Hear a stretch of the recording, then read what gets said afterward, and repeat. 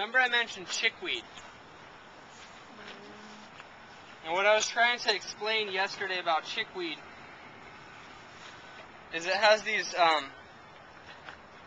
there's different varieties of chickweed, but the major one, the most common one, has these fine little hairs on the stems, right? And see how there's different sections of stems in between the leaves or the nodes? The hairs will alternate. So if you look at the plant, they're going to be on the left side between one node, and then the following node they're going to be on the right, and then on the left again. So I invite you to take one of these plants, and let's study this one a little bit, because this one may be a little bit harder to identify than some of the other ones, but hopefully we'll look at it and be familiar with it. This is the plant that I showed that has the 10 white petals and they grow in pairs. Let me pick some more.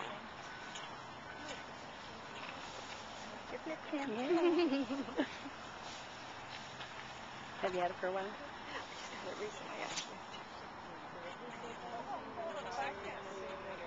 Do you happen to know what about horse herd much? That little thing, that thing like with the little yellow flowers. Is it horsetail? Anybody else? Or, no. This specific one he did. Okay, so remember when I was talking about the 5 senses? Yeah, how you use your senses to figure out if something's edible or not. Feel the chickweed leaves.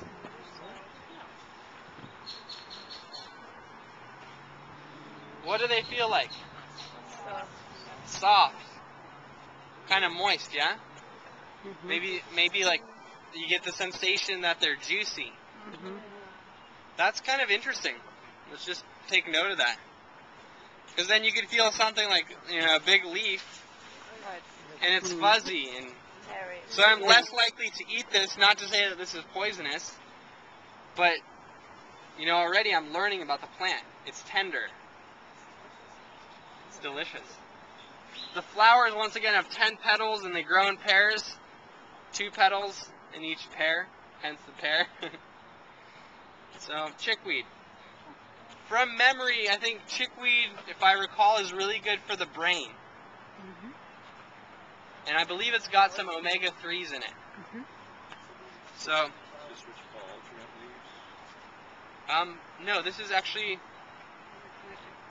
alternate leaves. Are leaves, when you look on a stem, it's going to be one on the right, one on the left. These would be called, forget the technical term, but see how the leaves grow off in the same place from the stem? So these aren't alternate, because alternate would be like one leaf there, one leaf there. Yeah. And then we have a bigger, just to show you a little bit more, that cleavers, the bed straws, yeah? The ones that are good for the cysts and the blood purifiers.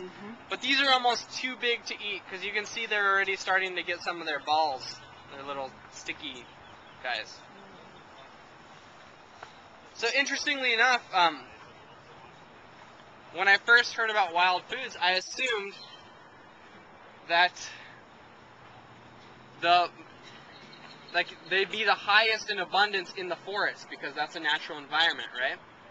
Like in a really shady forest. However, when you go to a really shady forest, you'll notice that on the ground there's very few plants, except for the ones that like the shade. Why is that? Vitamin D for the fat. Maybe wildlife eating the shoots. Wildlife eating, yeah. It's not even sunlight, exactly. So trees that are kind of like big, right, kind of get first dibs on sunlight. So for a little plant like this, it's kind of hard to compete with that, and it's going to prefer to stay on the outskirts of the shade, like on the outskirts of meadows or near water, or mainly like in the middle of a sunny meadow. So when you're looking for weeds, a lot of times it's not actually in the forest that you have to be, but in sunlight. So I think that's most of the weeds that I've found. I just want to answer some questions, maybe do a little recap. Anybody questions, comments?